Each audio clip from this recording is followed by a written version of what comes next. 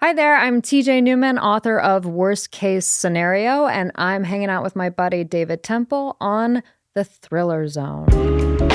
Hello and welcome to The Thriller Zone. I'm your host, David Temple. Glad you're here. And on today's 195th and now official final episode of Season 6, I'm so happy and super honored to welcome New York Times bestselling author TJ Newman. Now, as you've heard me say time and again, there's nothing like being face-to-face with my favorite thriller writers. So a big thanks to my team at Reframe Studios in Los Angeles for helping me put together today's episode. Now, today's show will entertain by making you laugh, cry, and who knows, maybe even get inspired to do something bold. It most certainly promises to highlight the shining talents of one of the biggest authors in the world today. And as you know, TJ debuted with the smash hit Falling, which became a #1 national and Apple bestseller and a #2 New York Times, USA Today, and LA Times bestseller, as well as being Simon & Schuster's fastest-selling hardcover fiction debut in the past 20 years.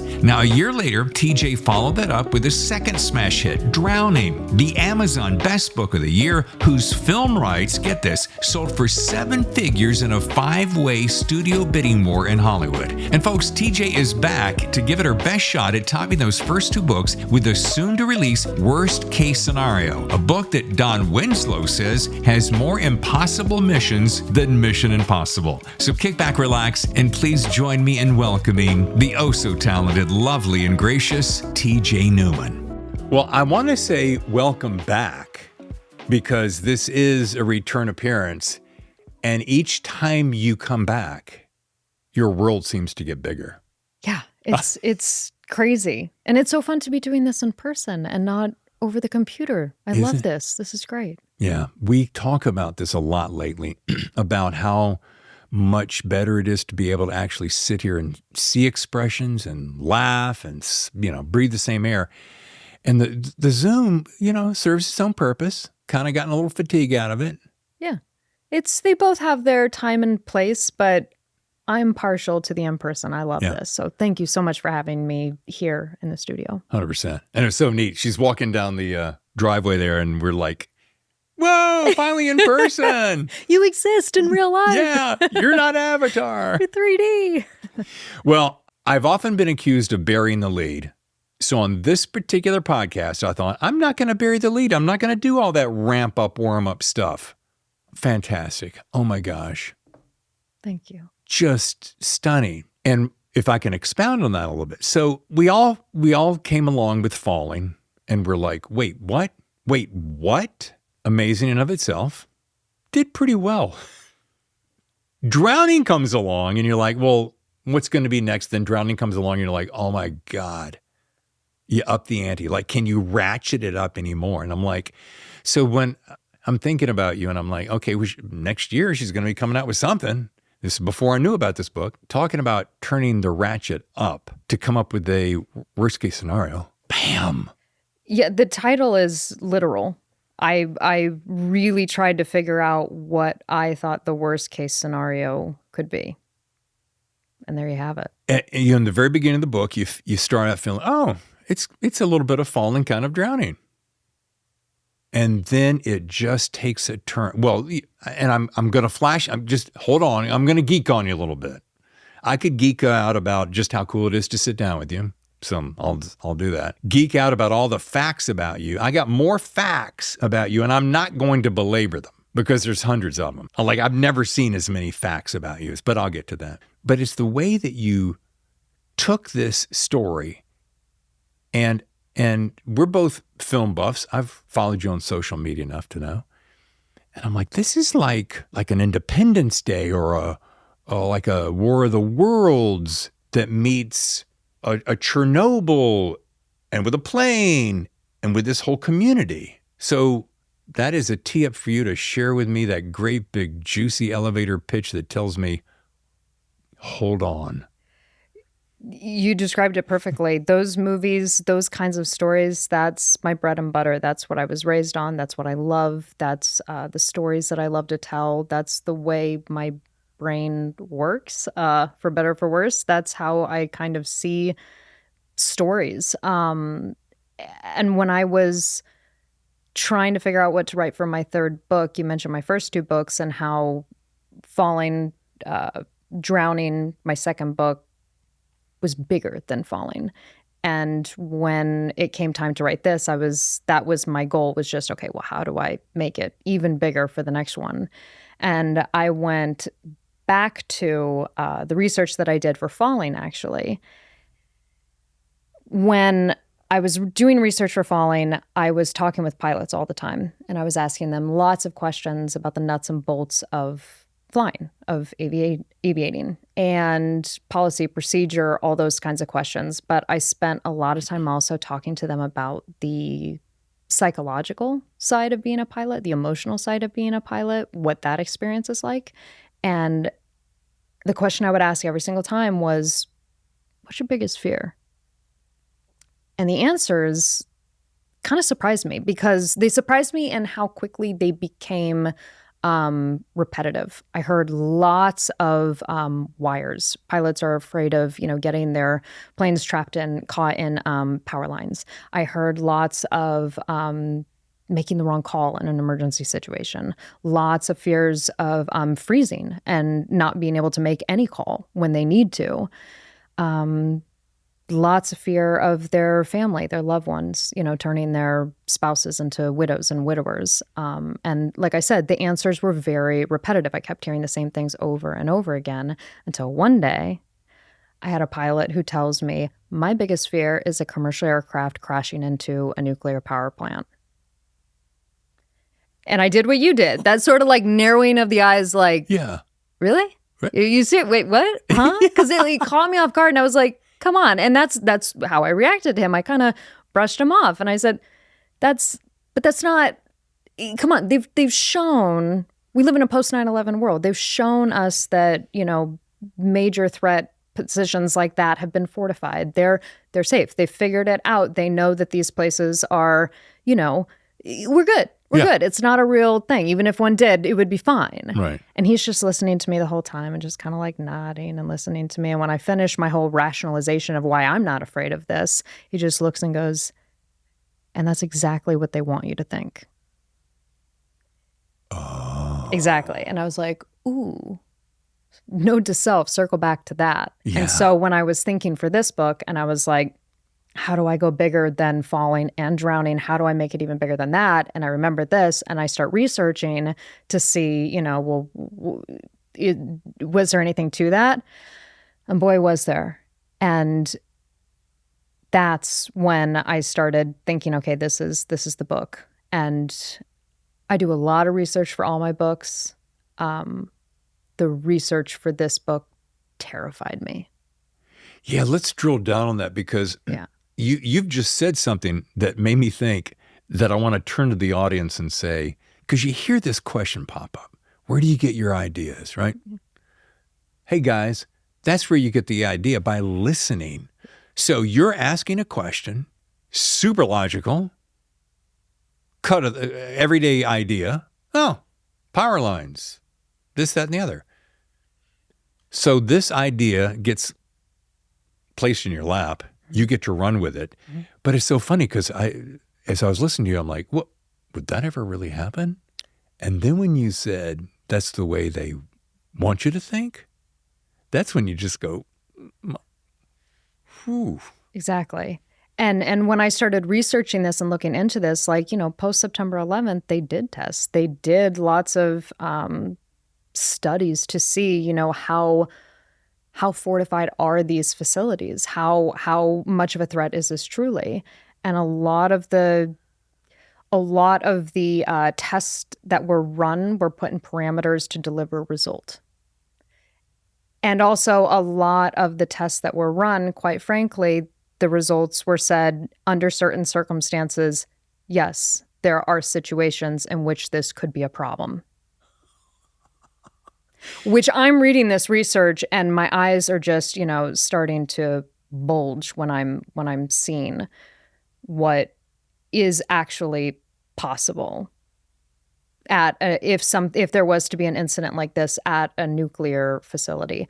How do you stop it? Right. I think that's the scariest thing for me is honestly, how do you stop it? The whole core, cooling, water, plant, pond, lake, there were so many questions that it made me go, I never knew this, or maybe I knew it, but I didn't ever think about it that way until you're confronted with the hard facts. That was a response that I kept having during research. I kept wanting to like look around and be like, am I the only one who didn't know this? Right. Am I the only one that this is like news for? Or is Right. this like common knowledge? Like at a nuclear facility, the most dangerous material, some of the most dangerous material is located outside of containment. Yeah. Containment meaning the structurally reinforced, 10 feet wide concrete wall. When you think Chernobyl, you think Exactly. a blown core, you think spewing radiation in the air. Right. The safeguards that have been put up to ensure that something like that doesn't happen, which are sturdy, which are very fortified, which are very much, secure. There's a lot more material at a nuclear power facility that is not in there in just very relatively low, secure locations that something could happen to. When I came across that, what you're talking about, and let me make sure I don't give anything away. I won't by saying this. I had to go back. I had to back up and go, okay, I must have missed something because it certainly couldn't be outside. I'm always thinking inside. It can't be outside. I'm like, oh no, it's outside. Yeah. And that's what freaked me out. Yeah, there's plenty of stuff. And in the research, I have some research. It's so funny. Some research that I have printed out and I'm highlighting and making notes in the margins and stuff. And you can see where I remember, and you can see it where the underlining stopped because the highlighting was just like the entire page. And then there's just a note over in the margin at one point of, oh my God. Yeah. Because it's just like, I'm reading reports from like the former chair of the NRC. And they're saying, guys, these are major problems that we don't yet have a solution for. And if something is to happen, we're going to have a catastrophic event on our hands of the likes of which we've never seen. And we have no way to remedy. When you refer to the margins, I kept thinking, what the fusion? That's new at WTF. Yeah. So when people are reading this, first of all, it's a great, I use the word popcorn as a means of going, it's like you're going to a movie, which is the highest compliment I can pay you. I take it as a compliment. Okay. And to be clear, this is popcorn fiction. I'm not a nuclear engineer. I'm not, right. But I can read, and I can read the research, and this is, my popcorn version of truly horrifying. Okay, good. So I'm glad that's a compliment because I was telling the guys, they were like, hey, what do you think about the book? I'm like, it's like hot, buttery, salty, delicious popcorn, maybe with a tiny drizzle of caramel if you're into that, because you start and you cannot stop and you're just licking each finger with it, So I'm watching the movie in my head, and you did this with Drowning. When that plane hit the water, and then it started filling up. From that moment on, which was pretty soon into the book, I was so in I couldn't get out. And this did it again. But what I loved about this one is the way you're bouncing in and out of all the scenarios that are happening all around the catastrophic event. Families, they come in and out like speech bubbles, and you get to hear their fears, their anxieties, their surprises, and then the people who don't know what's going on. And that's what I really loved. You did it so well to just bounce in and out of it. Thank you. Yeah, with this book, the lens widened. Yeah. Right? Like my first book, Falling, was a very, very focused view, right? We're talking about one man facing an impossible question and his family in trouble. Yeah. And then, of course, the supporting characters. But that's the crux of it. Yeah. With Drowning, it was still a family, but we had 12 passengers that were trapped inside that aircraft at the bottom of the ocean, and the entire naval fleet topside who are working to rescue them. Yeah. That's bigger. This story, it's wide. It is an entire community of a small town, and how they interplay with the entire country and how that interplays with the entire world. It was a real challenge that I love trying to figure out, how do I grasp for the reader the enormity of this situation while still making it make sense on a personal level. And I did that sort of by adding in sort of parallel missions, right? Because we are potentially facing an extinction level event on a global scale that the likes of which we've never seen. We've also got a rescue mission being led by a small group of people that don't have what they need to save one person on a bridge. Yeah. And playing both of those at the same time and sort of bouncing back and forth between them was kind of my way to remind the reader and myself of, why are we doing this? Why are we fighting so hard to save this? Because, yeah, obviously it sounds to save the world from ruin. Right. Sounds thing, but to save your family, right, to save your friends, to save your children, to save your parents. It's reminding us of what is at stake. And so I did that for myself and for the reader to remember, why we're sacrificing, why we're working this hard to stop this. Well, I think you chose my favorite scene in the whole book is, and I really don't want to give it away, but it involves a bridge and a vehicle and a little boy. I'll just be very generic that way. But the way you reach in and pull my heart out of my chest a couple of times, and then what one of the firefighters said to you'll have to refresh my memory. They're all going, you're gonna worry about this when we got all of this going on. Yeah. And he steps up and goes, then what are we doing this for? And that's when I went, boom. That's the question. Yeah. Yeah, I know exactly the moment you're talking about because it's a valid argument. How can we devote resources to save one kid? Yes. How can we devote the resources when literally the world is on fire? Literally, we have to go stop the end of the world, which is a completely valid argument. Yeah. A completely valid argument. And I love living in those. That's harks a lot back to Falling. This idea of like the lives of one versus many, and it's an ethical dilemma that doesn't have a clean answer. And I really love living in sort of those gray ethical areas of going, what would you do? What should you do? Is there a right answer? And I don't think that there is. So it's just, I love it. I love those moments. I love that sticky ethical moment in Falling where the reader walks away going, well, geez, if the question were put to me and I was sitting in that chair and I had to put my finger on the proverbial button and make the call, what would I do? And you can't answer it. You can't answer it. Well, all right. I mentioned earlier I had a couple of dozen stats that I want to share because I have to always remember, having done radio my whole life, I have to remember that there are times that you got new listeners, new viewers, new readers that don't know who TJ Newman is. So for those who don't know, I'm looking at Falling and Drowning. And I said I did a little bit of homework. We're both research nuts, so I like that about you. Both were New York Times bestsellers, check. Sold in 35 countries, check. Both had 7-figure film studio deals. We know all the big names, check, check. Both were named Amazon Best Books of the Year. Not an easy feat, check. Both won rave reviews from the biggest authors in the world. Triple check.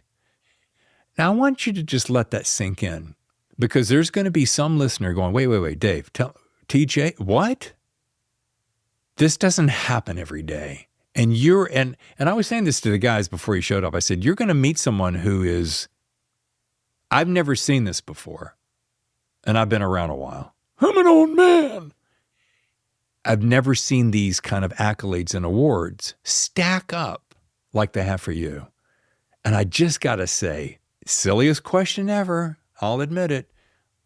What does that feel like? I have the same answer now that I had for the first book, and I have a feeling I now just accepted that it's never not going to feel this way, and I have no better word for it but surreal. Yeah. When you want something so bad for so long and you don't get it, because there was a lot of rejection and a lot of uphill getting to this point. Yeah. I'm not an overnight success. I'm not, this was not handed to me. This was not. Right. I worked really hard to get here. And when you work really hard for something and you keep hearing no and no and no over again, that it takes a while to start really accepting the yeses and start accepting how it turned out. Yeah. And I think I've gotten to the point that I've like, okay, I believe it. This has happened, but it still feels surreal. I can't believe my wildest dreams came true. And they did. And I beg the pardoning the cliche, because it feels like the same question that everybody's going to ask you. But I drove up from San Diego today to be here, and I was just like, and I'm trying to put myself in your shoes. And I just go, I have a lot of the similar dreams, and it is the toughest thing to put my hands around. And I'm like, and I try to start every day with a place of gratitude. I thank the universe, the God, for everything that I have to be able to walk and breathe. And I'm thinking about you, and I'm like, TJ has just got to be hands wide open going, thank you. And so I just want to take that moment to acknowledge it, because it's a beautiful thing to see. I am so grateful, and I'm just so grateful. Yeah. I don't know how to say it more than that.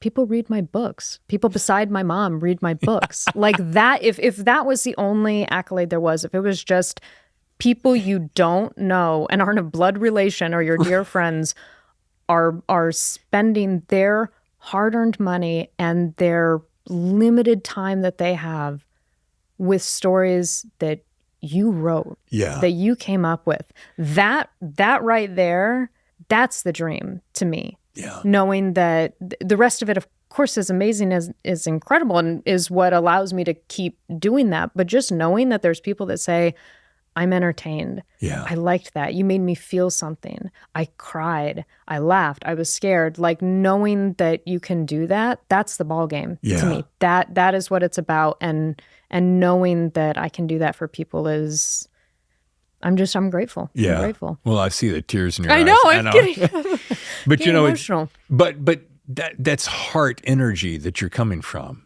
That is pure gratitude at its finest, right? And I think that's the reason we're here. Yeah, I'm only doing this because I was inspired by all the books that I read and the movies that I watched and the storytellers that told me stories that made me cry and made me laugh and made me, want to do this as well. So to think that I'm now standing on that side of things with them, doing that for other people, I know what that feels like to receive it. So to be able to also give it is just, it's a privilege. It's an absolute privilege. When my wife and I were reading Drowning, and there's that reconciliation with the couple, and she came in and I was sniffling, and she goes, "Wait, are you crying?" I'm like, "I know, with a thriller book, right? What is wrong with me? It's so sweet." I'm maybe this is, sick on my part, but when people tell me that they cried, it makes me so happy. Yeah. It makes me so, probably also because I'm a crier just in life in general. Yeah. And when I write these books, we're talking boxes of Kleenex gone through, boxes. So to know that somebody else is experiencing the pain, I love it.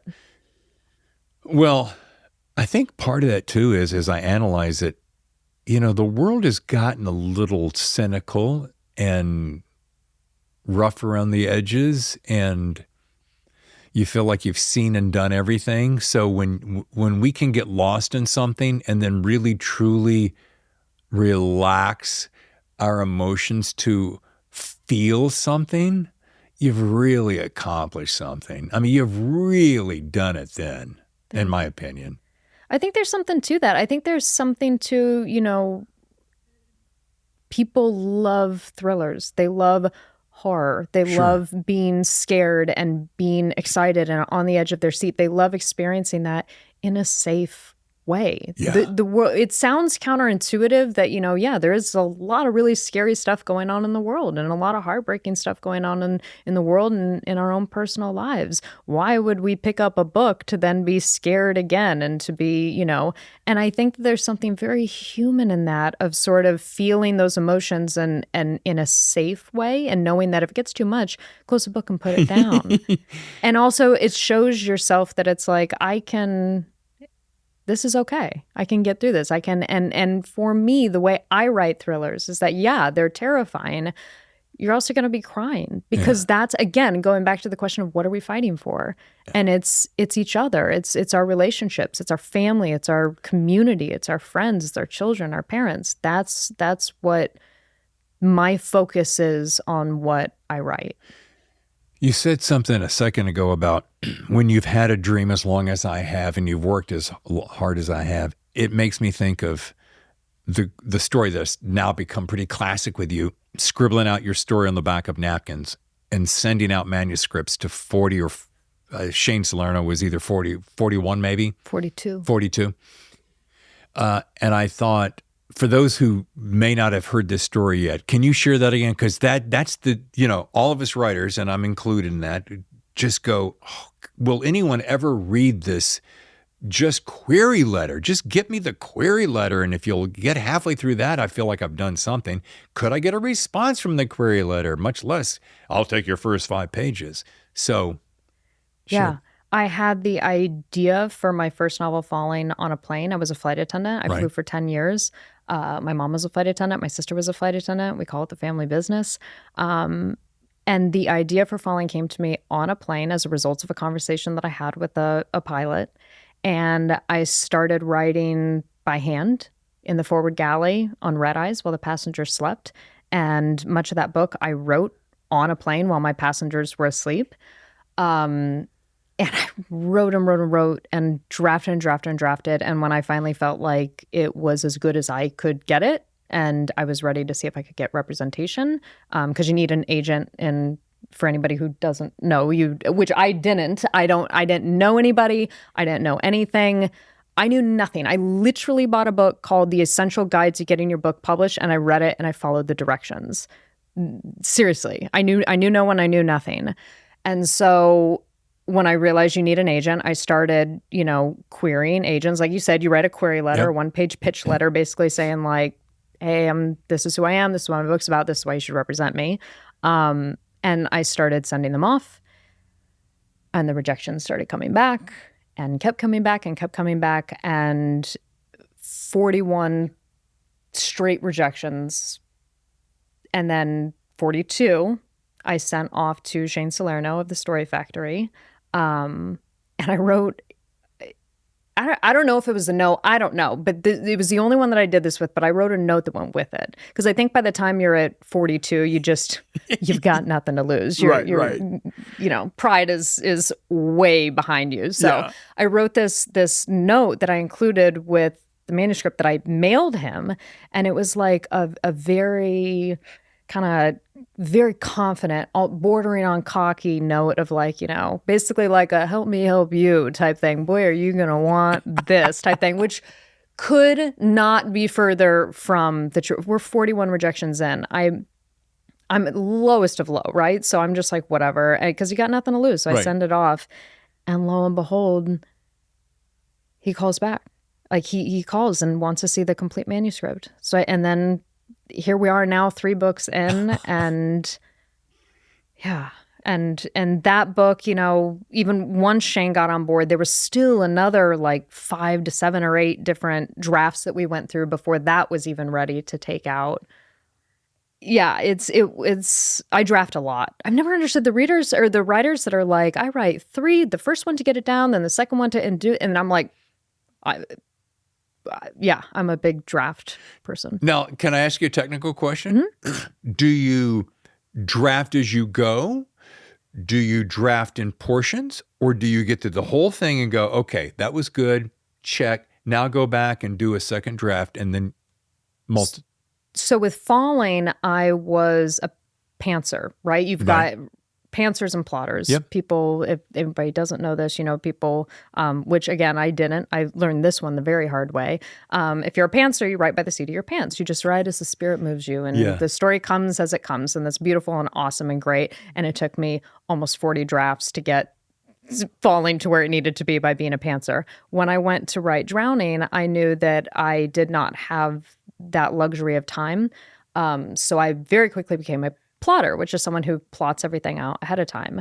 And that's when I learned how to outline. And I outline extensively. I do wild amounts of research, and then I distill it down to what I need. I figure out the story, and then I write very deep, 50, 60 page outlines where I sit down and it's like, chapter 1, this is basically sort of, my visualization of how this is going to go. And then when I sit down to write, I pull that outline out and I sort of reread it and then kind of visualize it and see the movie playing in my mind, and then I write it out. Oh, wow. Yeah. Wow. Yeah. So when I go to write, it's pretty hammered out because this types of stories I write are really lots of moving parts and lots of interlocking, pieces. What are those things where, like Mousetrap, like the game Mousetrap? Oh yeah.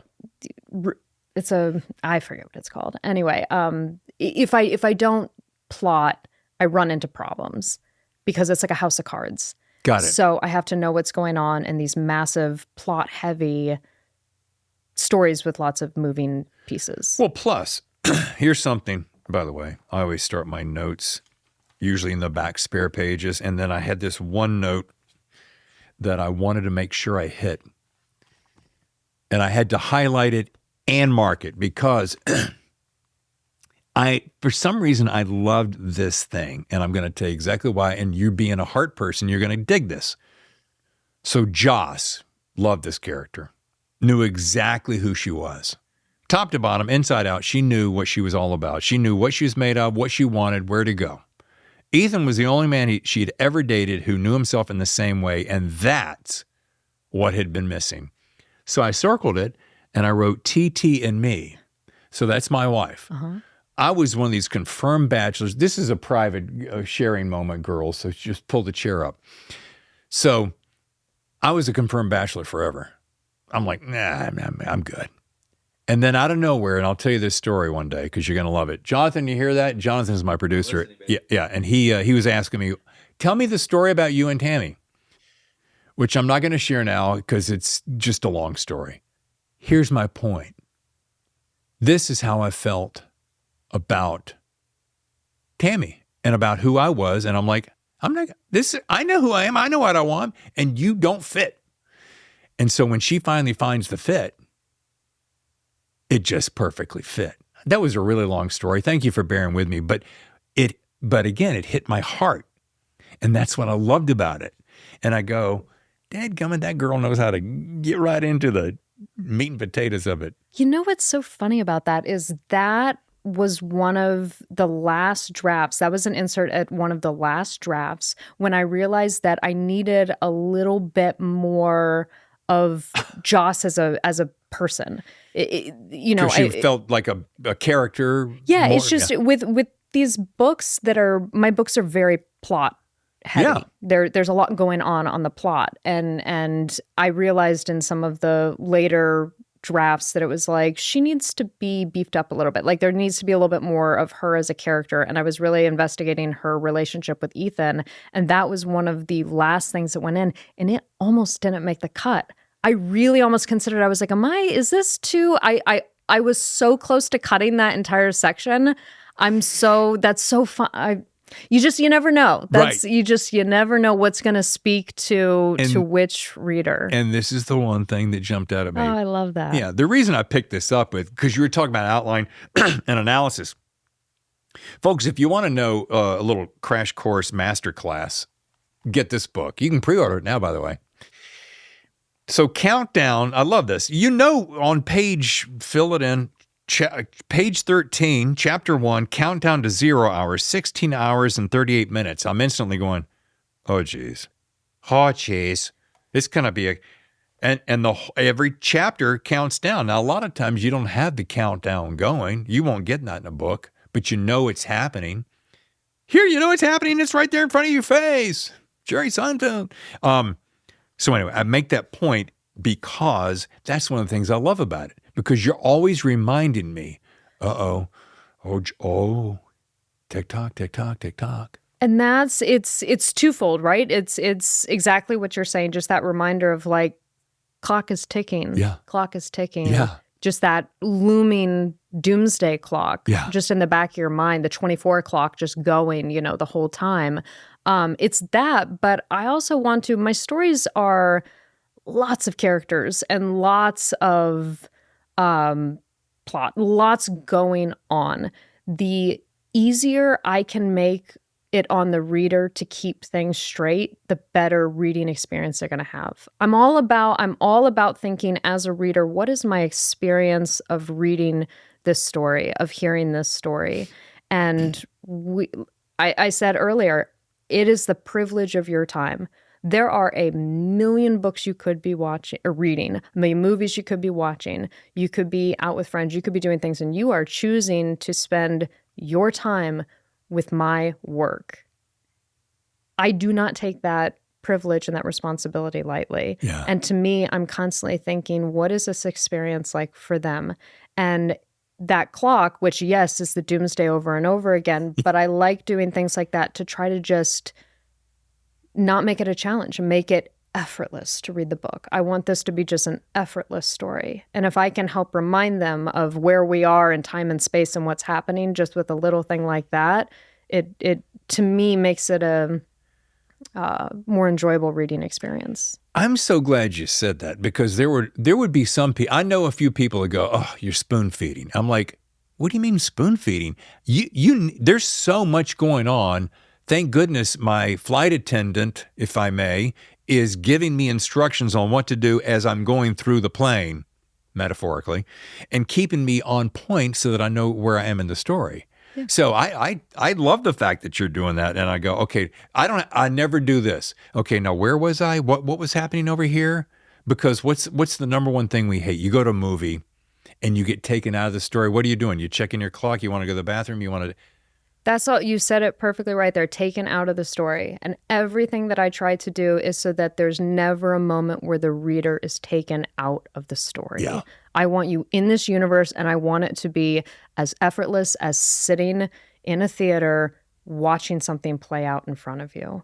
That's how I want it. And the way I try to write is so that, and the reason why books are so magical, I love books, I love film, I love them both, but books are magical because you participate in it, right? You paint the picture. You are an active participant in this story, whereas in a movie, you just sit and watch. And I kind of love playing with sort of bridging in between the two and making it so clear that it feels like you're just watching it play out in front of you when really you're actually participating and drafting and painting this whole picture for yourself. It reminds me of that phrase that you hear people say all the time. Oh, which did you like better, the book or the movie? Oh, I like the book better. And I always say, do you know why you like the book better? And they go, why? I go, because you were the director of that film. You called the shots, you filled in the blanks, you painted the scenery. And they always go, oh, yeah. You get to create it. You get to expand it or shrink it however you want. Yeah. Versus spoon feeding. Yeah. Yeah. They're both fabulous mediums. Sure. And when I see an adaptation of something, I try to think of them like separately, just as two separate entities. And maybe one speaks more to you, but they both have, different ways of being fabulous. Yeah. All right, we're going to take a short break, and when we come back, we're going to share how TJ holds a position that very few have ever held, whether you knew that or not, and how she's given one of the biggest opportunities a writer could ever have. Ooh, you want to stick around for that. We'll be right back. TJ Newman, it's Worst Case Scenario right here on the Thriller Zone. Stay with us. So about now, everybody's wondering, TJ, how they can get a copy of Worst Case Scenario. Worst Case Scenario is out on August 13th, but you can pre-order it now pretty much anywhere that books are sold. So pre-order now. God, it's so cool to sit down and face to face with you. Likewise. Yeah. Bam. All right. Now, a couple things. I always put notes in the back of the book. These are my very first organic notes before I even start making my fancy notes. I have to, can I just tell you that like as a writer who my books look like that. And then obviously all my drafts look like that. And the advanced copies are just like covered in reading. To see somebody else doing that to my book, it just makes me happy. Oh, good. It's like a lived experience in the book. I love it. Yes. Well, thank you. Now, my mom would roll over in the grave right now because she wouldn't bend and she would not do this. Yep. And I'm like, Ma, it tells me where I am. Plus, I get all these notes. And then if I would do this, she would like, oh, mercy. Oh. People are precious about their books. I personally love, I traveled a lot, obviously, as a flight attendant, and I would always have a book with me because I'm a tangible book. I can't do the e-reader thing. For me, I need the book. And it's like, I love, when I take a book off the bookshelf and like sand falls out of it. And I remember, oh yeah, I read that on the beach in Thailand. See? Like, you know what I mean? Like, I love that lived experience when you see like, oh, this one is all water stained because that cup of coffee poured all over it. I love it. It's a visceral touch. When things hit me, I don't know what this is. I can remember exactly where they are on the page. I remember where it is position-wise, whether it's left or right, bottom. Would you do me a favor, Martin, grab me my phone because there's one thing I forgot to do, and I was going to come back from the break with this. Thank you, buddy. You need to play along with me. Okay. If you would. It's a good thing. Don't worry. No one's going to get hurt. I want you to push play. Hi TJ, Tammy Temple here. I'm sorry I'm not able to join you and David in LA today for the filming of the Thriller Zone podcast. I was hoping I could be there, meet you, participate in the fun with the gang, but ended up having a change in my work schedule. I just wanted to share my appreciation for falling, for drowning, and now I'm really looking forward to reading your next book that's about to launch, Worst Case Scenario.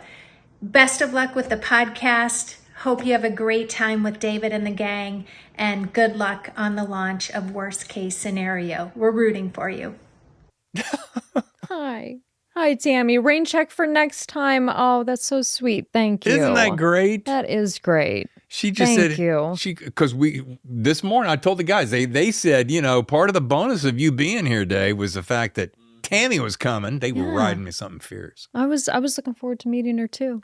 And so this morning, next time, it's 7:00. She goes, got a call from the boss, can't make it. She goes, can I send her a note? I'm like, well, of course you can. Yes. She'd love that. Yes, I did love that. Oh. Anyway. All right. One thing I needed to mention that I usually mention out of the gate that, and I've already, with my enthusiasm, probably shared similarly, that this book has everything you want in a thriller. And I made sure I wrote it down in case my feeble mind would forget it. Everything you want in a page-turning thriller: action, explosions, tension, the proverbial ticking clock, not only the storyline, but actual chapter titles, but also has tons of humanity, relationships, pathos, and most importantly, heart, something I always look for in a writer. I could just drop the mic right there. I'll take it. Thank you. Thank you. Now, I said before the break that there was one thing that blows my mind is not only did you debut with the #2 position, New York Times bestseller back in 21, and only 5 books, this is the part that blew my mind, only 5 books have made the list without being on the big list. Like I'm talking about Oprah, Reese Witherspoon, GMA, etc. Help my listeners fully comprehend what that means exactly and why that is so rare. That's a stat. That's maybe one of the stats I'm most proud of, was that I made the list as a debut author. Think of all the debuts that come out during a calendar year, right? How many books came out by debut authors in the year 2021? And of all of those debut books, only 5 authors, me and 4 other people, only 5 of us hit the New York Times bestseller list, which is, the metric that everyone sort of uses, without the assistance of a celebrity book club endorsement, a Reese and Oprah or something like that. I've already said that going into this venture, I didn't know anything. Lifelong reader, lifelong writer. I was also a bookseller at Changing Hands Bookstore in Phoenix. So I'd had different angles of this world. I'd never written and published a book, though. And so sort of the inside baseball of sales and lists and all this stuff was completely new to me. And I am so proud because it was so hard. And it's just, there's so much in the world, right? Yeah. I mentioned it earlier. That's why I say it's the privilege of a reader's time, because there's so much to see and do in this world and to distract us and to get people's attention with everything that's happened in the last, my book came out at the tail end of the pandemic, when we were still in the pandemic.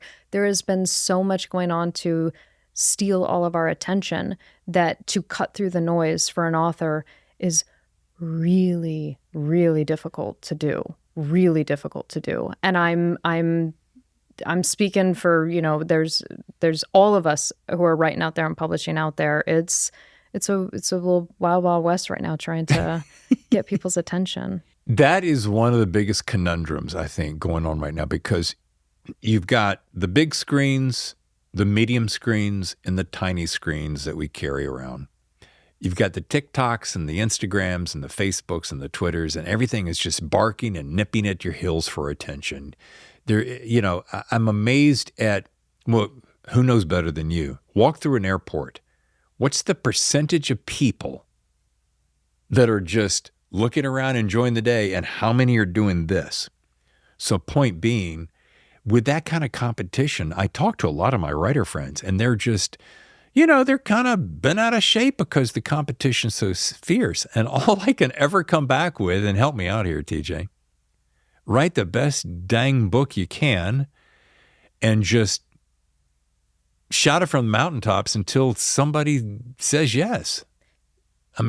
That's all you can do. Right. And that's all I try to focus on. I try to focus when I'm writing and when I'm putting a book out. Lists are great, obviously, and all of those things are wonderful, but what I can control is the story that I write. All I can do is write a story the best way that I know how.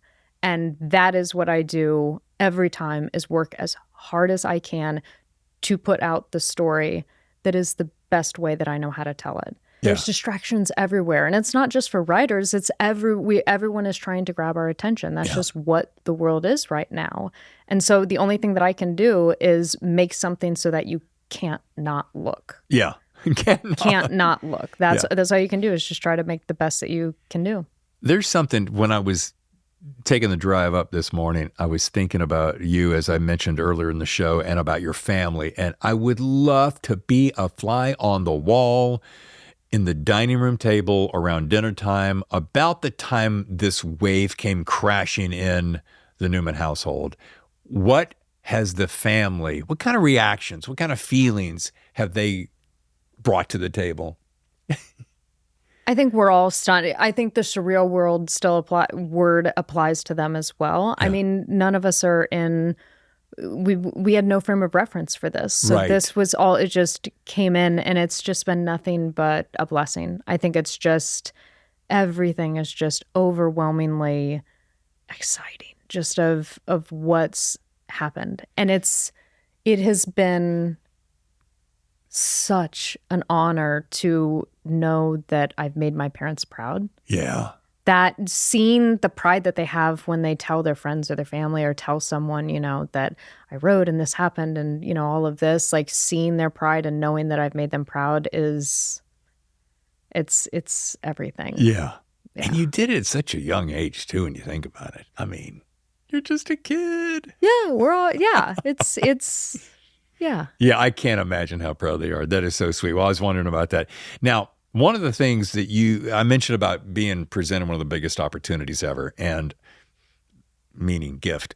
And especially for somebody who, like me, who loves to dabble in screenplay writing. One of the coolest things I can think of is somebody said, okay, TJ, you got New York Times bestseller. Check. What else would you like? Well, could I adapt one of my books into a screenplay and perhaps help make it on the screen? Bingo. Yeah, I'm adapting Falling, and it is a wild ride, an absolute education that really changed the way that I write fiction, that I write novels. It really dramatically changed also the way I write novels. Well, first of all, I was going to say, you're in great hands. I know Shane Salerno, Story Factory, doesn't like to talk about himself much, but he probably one of the best screenplay writers out there in the world today. So you're in great hands. Secondly, what is that process like? And to your point, how has it made you better at this form by doing that form? So screenwriting is all about compression, right? I've got a story that took me 300 pages to tell. Uh-huh. A script is 100 pages. How do I tell the same story, but only in 100 pages? So it's the art of compression. Right. It's the art of an economy of words. And when you're doing that, you're really just ruthlessly looking at every scene, every character, every line, everything, and going, what is necessary? What is the story? What can go? And it's really wild when you start looking, when you look at something, you think that's as lean as it can get. I took all the fat off the bone there. There's nothing left to go. And then you go, well, hold on. And then you keep going and you're like, oh yeah, I guess that all could go away. And it forces you, the way that it's changed the way I write novels is you have to be so methodical and so understanding of what a character is doing in a scene, in a screenplay, and showing it, that you just don't have the luxury of that you have in a book of describing something and painting the picture and doing this. It is just the bare bones. And when you're writing a book, having that laser focus and knowing it just makes scenes that much more clear. What are the stakes? What are these characters actually talking about? What are these characters actually trying to achieve? What is that emotion? Because also in a screenplay, you don't have the benefit that you have in a book of the character's interior. Right. Which is what we were talking about earlier of books versus movies, is when you read a book also, you know what the character's thinking because they're telling you. So you're inside their interior, feeling what they're feeling, thinking what they're thinking, going through that with them. You're not in a screenplay. It's a visual medium. It's only what you can see. So you don't have that luxury of saying the character was thinking this. No, you have to, well, what does that look like? What does that manifest as? And so on the screen, how does that character show that he's scared or he's heartbroken or whatever that is? And you can't give that in direction because then it would fatten that script out again. But isn't this kind of where you lean on the actors to know how to internalize those feelings and display it rather than? Sure. It's really kind of a script is an incredible document too. If you think of it as like a map, it's a map that is interpreted by the actor who then portrays it onto the screen. It's interpreted by the director who reads it and says, okay, and this is what it's actually going to look like. And then they figure out how to actually make that come to life. And but you have to give them all of that. It has to be there for them to interpret and figure out. Oh, yeah. It's like a map. It's like a blueprint and a map for someone else to then interpret and turn into something else. It's like a architect's blueprints to then make the house. And if it's not on there, they're not going to know how to do it once it gets there. What do you suppose would be the biggest thing, or two, so I don't give you too much pressure, biggest thing you've taken away sitting with Shane? Because his expertise is, I'm thinking of James Cameron, Avatar scripts. That guy has an ability to just like squeeze it down. And what's one thing that you walked away going, wow, took me to school? One thing, that's a literal impossible question to answer. I've had the privilege, we've worked together now for, 4 years, I guess it is. And we talk every day on the phone, and I swear I take notes every day. I'm learning something new about publishing industry, the film industry, about storytelling, about craft, because he's such a unique character, right? Because he's got experience as a creative. He's a writer. He's a New York Times bestselling author himself. He's also a screenwriter. He's also an agent. He also makes deals. He knows the business side of things. He's got a really interesting sort of big scale, global and small scale view of the entire creative process. He's a producer. I mean, he's done a lot. He's worn a lot of different hats, and sort of that grand picture understanding of how all the pieces move together is really, really fascinating.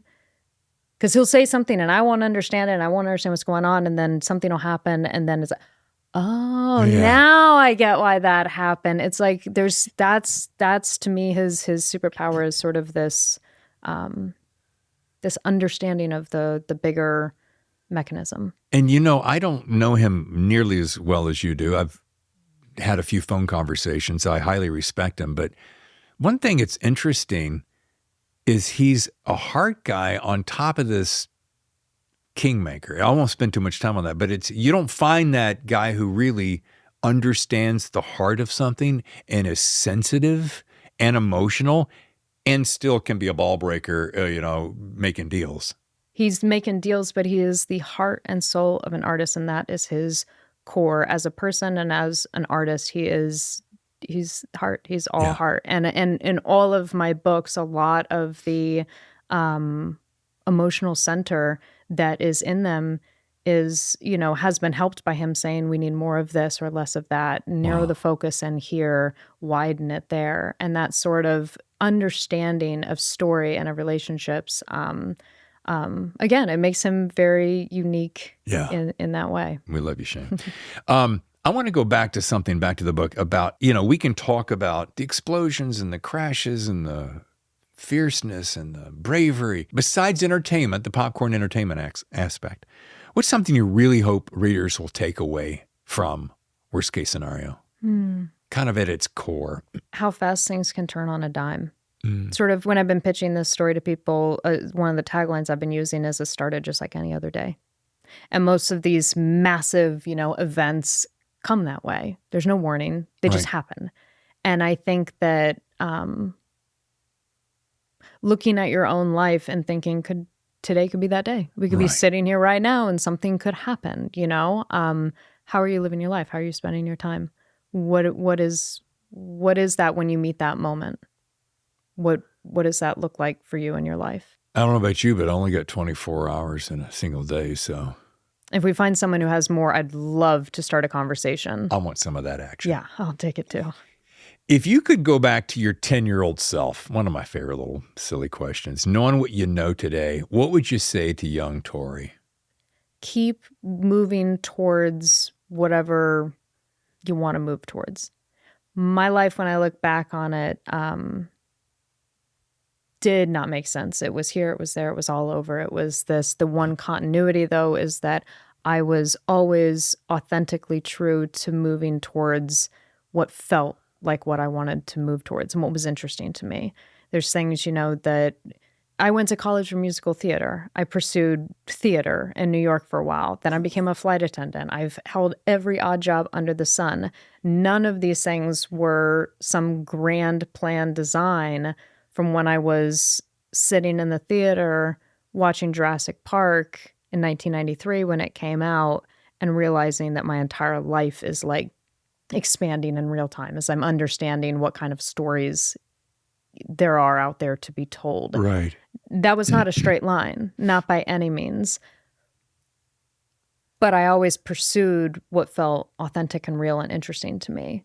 Like I said, these types of movies, these types of stories, it's what I loved, it's what I did. It's not what I deliberately set out to do. So I would tell myself, just keep doing the things that feel like you, that feel like that's what you need to be digging deeper into. It doesn't have to make sense. It doesn't have to do any of this. You'll find your way. You'll figure it out, Yeah. no matter what that is. But just keep digging into those things that give you a spark, that give you something that other things don't. I love that. Yeah. The things that make your heart beat. Yeah.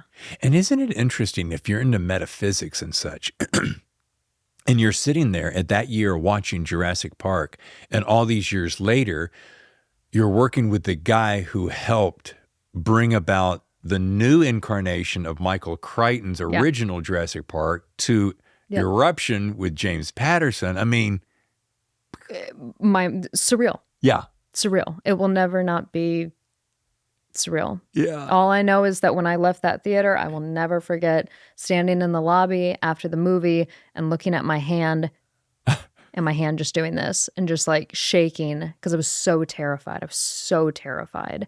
And I just didn't know that stories could be, you know, kind of like that big and that spectacular. Mm-hmm. How did I know that that moment would turn into this? Boy, I bet we could go down a metaphysical trail, but I'll say that for another time. There's two people I want to acknowledge. First of all, my niece, Katie, just got her wings, and she's flying with American Airlines, like literally weeks ago. AV fam, congratulations. Yeah. I mean, she's one of those gals, love you, Katie, has been trying to figure out what she wanted to do with her life. Theater, started in theater, this, that, and the other, job hunting, jumping. And she discovered flight attendant. She could not be happier if she tried. She loves it. I love it. That makes me so, it's a great, great job. I've never seen her happier. Yeah. Second one, I want to say a shout out to my nephew, 13-year-old Sawyer, who lives in Mesa, Phoenix area. And so I want to go along the same path. And this isn't just old home week I'm trying to take away from you. It's this. He is a creative kid too, and he's trying to find his way. He's super creative, super funny, and has challenges of every 13-year-old kid. And I'd love to know, he's working hard to expand his creative side. What kind of advice would you give 13-year-old Sawyer? Read and watch everything. Don't limit yourself to what people say you should read or watch, and if you don't like something that people say you should like, ignore it. Like what you like. Move towards what you're interested in. But try everything. I read all across the board. I don't read only thrillers. I try to read and watch as much as I possibly can because everything has something that will interest you and will teach you something. I read so much nonfiction that is really instrumental to understand. When I wrote Drowning, I most of what helped me write that book were all nonfiction books. And it's how I wrangled that story into something that cohesively made sense, was trying to write it from that voice of something of like, because if I went to a land of fiction, it just became sensational all of a sudden and was just too much. I had to pare it down back to more like almost just reporting of what was going on. And it helped me get it there. So if I wasn't reading a bunch of nonfiction to help have that voice and tone in my head, then that book, I think, would have turned out totally different. So you never know where your inspiration and where your lessons are going to come from. So read and watch everything. Great advice. And speaking of education and research and doing your homework, I found out recently that you received a doctorate from your alma mater, Illinois Wesleyan. What was that experience like? And to have a doctorate, for crying out loud. Dr. Newman. Matter of fact, let's take a look at this. It's one thing to have accomplished something incredible that I'm very proud of and very excited about, but to be able to tie it back to the roots of where it all started is really nostalgic and kind of surreal. A 2006 music theater graduate of Illinois Wesleyan University, and a flight attendant turned author who published 2 novels that quickly became New York Times bestsellers. The Board of Trustees salutes you and confers upon you the degree of Doctor of Humane Letters. It was one of the best weekends I've had in a really long time. It was just, I got to go back to my alma mater, give the commencement speech at graduation to a graduating class, which feels so weird because it felt like I should be out there, not up here. Like, wasn't I just out there, in cap and gown like 5 minutes ago? That's how it felt like. It was such an honor. I went to Illinois Wesleyan University. It's a small liberal arts college about 2 hours south of Chicago, and it was just the perfect fit for me. And I had an entire community of people that just supported me in what I was interested in. My senior's honor project was on furniture restoration and upholstery. And when I came to, my mentor, my professor, and said, this is what I want to study, I was like, okay, but yes, we'll make this happen and we'll do it. And they supported me. And when I had my falling book event in Chicago, he was there. A lot of friends from college were there. Everybody came out. It's again, sort of like how I said, making my parents proud has been so gratifying. Same with my college, making them proud and them saying, we've supported you even when you weren't this, and now you are, and we're proud. It's been crazy. Yeah.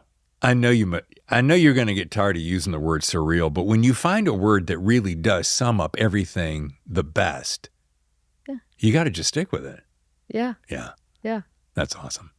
I always wrap the show with that question. I asked you this in Falling and then Drowning, and I got to ask it again for the listeners and viewers who are first time with TJ Newman. Best writing advice. And you've dabbled in it. You've kind of sprinkled some similar advice throughout, but I know you well enough now, and having read all your work, that you have a kick-ass flavor of best writing advice. So for my up-and-coming writers, what would it be?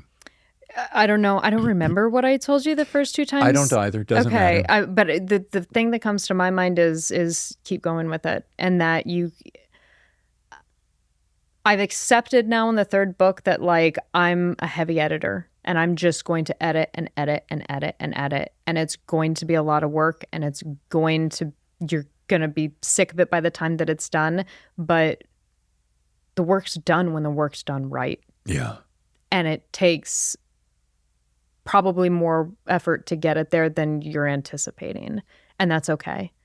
And that is okay. And I would just not stop until it's right. I would be remiss if I did not ask, because we're talking about you and your writing and your screenplay writing and your novel writing. And I know there's another book out there somewhere percolating. Not even going to bother you with that because we're talking about worst case scenario. So we want to make sure it's all about this love. But what do you do in your downtime? I know you love yourself some baseball. I've watched all your baseball. You're throwing, you're batting. I mean, those Diamondbacks are one of your first loves. I mean, what are you doing in your downtime when you're just recharging, TJ? You hit it. It's baseball. It's baseball, books, and movies, and family and friends. That's the ball game for me right there. That's okay. what I spend my time doing.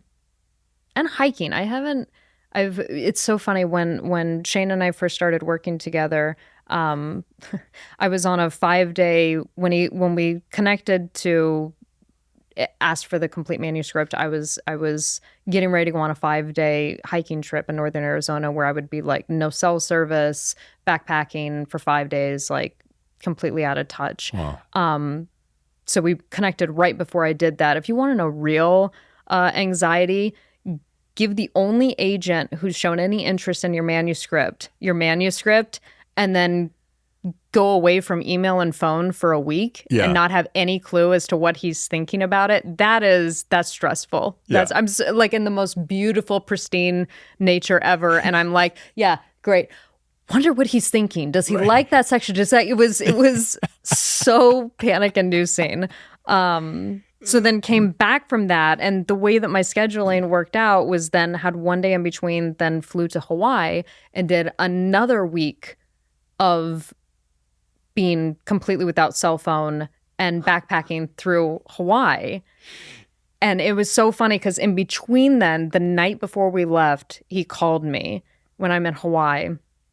And he calls me and I pick up the phone and he's like, I'm in, let's do this. The manuscript's great. We got work to do, but I'm in, let's make this happen. Wow. So that hike, at least I knew that it was, the first hike was like, do I have an agent? The second hike was, I have an agent. And now the work starts. But I'll never forget, the reason I share that is he's telling me, I was like, and at that point, I'm like, hey, we leave tomorrow. If there's something I need to do like now, I can just bail on this trip and I can just come home if we need to like get to work now, you know? Yeah. And he's like, no, just go, enjoy your trip, have fun, you know, don't fall off a cliff, have a good time. But just know when you get back, there's going to be a little less hiking and a little more riding. And I was like, absolutely. And he was completely right. And I haven't taken a backpacking trip like that since. But I think I'm going to have to get back out there soon. Yeah. Yeah. This has been so much fun. Yeah, it has. Thank you so much for having me on. This is just really wonderful to do this in person. Absolutely. Yeah. And folks, if you'd like to learn more, go to tjnewmanauthor.com. Worst case scenario drops in just days, Tuesday, August 13th to be exact. And depending upon when this show airs, you may want to consider pre-ordering like right now. Right now. I'm thinking. Available for pre-order anywhere books are sold. I think pre-order is a good thing because I'm a big fan of that because I like to put it in the queue, not worry about it, knowing that the minute it releases, it's Amazon for me. It's going to be there maybe the end of the day, if not the next day. It's like buying a Christmas gift for yourself. I've had it where I've pre-ordered things and then forgot they were coming out. And then, you know, Changing Hands will call me and be like, your book's ready for pickup. And I'll be like, what book? Oh, that book. Yay. Yeah. And then it's like I got myself a gift. How fun. Yeah. Yeah. So the next time we see you, we'll have more stuff to talk about. Always. Thank you again, TJ. Thank you. How sweet was that with Tammy? So sweet. And I'm so sad that she couldn't be here.